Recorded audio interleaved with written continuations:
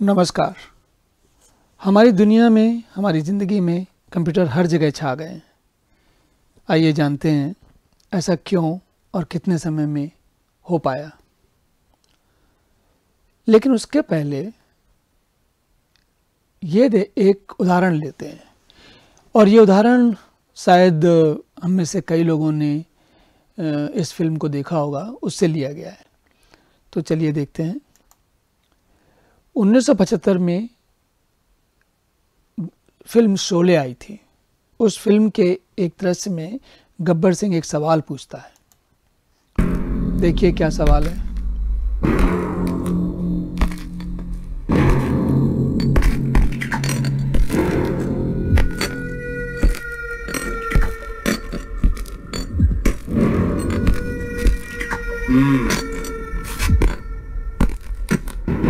कितने आदमी थे? गब्बर सिंह सवाल पूछता है, कितने आदमी थे। कितने क्यों पूछ रहा है? क्योंकि वो गिनना चाहता है।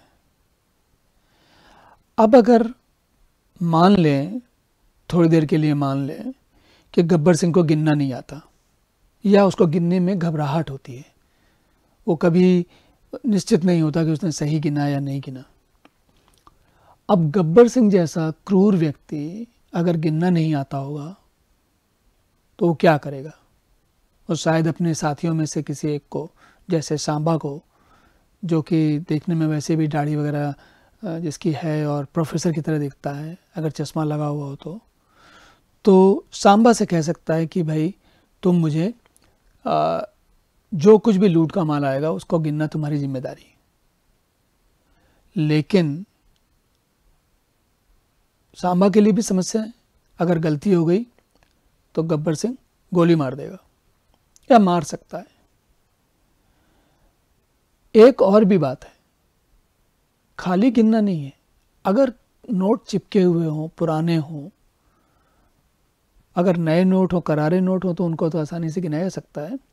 लेकिन अगर नोट पुराने हों, सिक्के घिसे हुए हों, आभूषण एक दूसरे में लिपटे हुए हों, या उनमें कुछ चमक चली गई हो, तो इन सब की गणना करना, ये अंदाज़ा लगाना कि वाकई सही कीमत क्या है, वो वैसे भी मुश्किल काम होता है। गब्बर सिंह जहाँ लूटने जाता है, वो सब लोग ये इंतज़ार नहीं करते रहते कि गब्बर सिंह आएगा तो उसके लिए नए नए नोट जमा करके रखें, करारे, अच्छे गहने ठीक से गिन करके रखें, उनको एक डिब्बे में लपेट करके रखें जिसमें लिखा हो कि इसका दाम कितना है। ऐसा कुछ नहीं होता। असल में गब्बर सिंह और उसके आदमी जब लूट के लेके आते हैं तो वो छीन कर आते हैं और जैसा माल मिला वैसा लेके चल देते हैं, क्योंकि उनको भी नहीं पता होता कि पुलिस कब उनके पीछे पड़ जाएगी। तो उनके पास ज़्यादा समय नहीं होता। और अगर गिनना नहीं आता है और समय नहीं होता है और आप लूटपाट करते जा रहे हो, तो एक दिन आपके लिए भी पूरी जो दौलत आपने इकट्ठे की है वही समस्या बन जाती है। आपको पता नहीं कितना गिनना है और आप शंका करते हो, आपस में लड़ाई झगड़ा हो जाता है। तो इस परिस्थिति का निदान क्या है? इस समस्या को कैसे सुलझाया जा सकता है?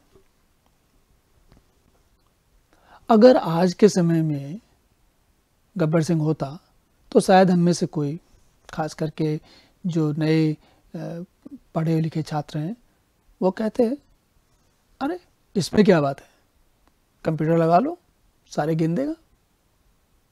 और अगर आप में से किसी ने ऐसी मशीनें देखी होंगी तो ये भी बहुत आसान हो जाएगा।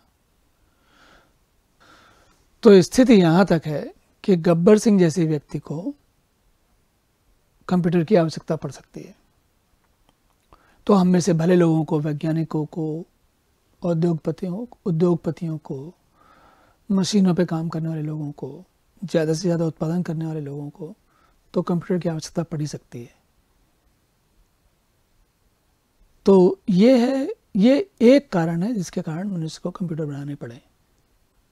पर आगे और भी कारण बनते रहे हैं। तो हम अपनी इस यात्रा में आज तो यहीं समाप्त करते हैं, पर कंप्यूटर कैसे बनते हैं, उनके विभिन्न भाग क्या हैं, इन्हें हम अगले सत्र में समझेंगे। तब तक के लिए नमस्कार।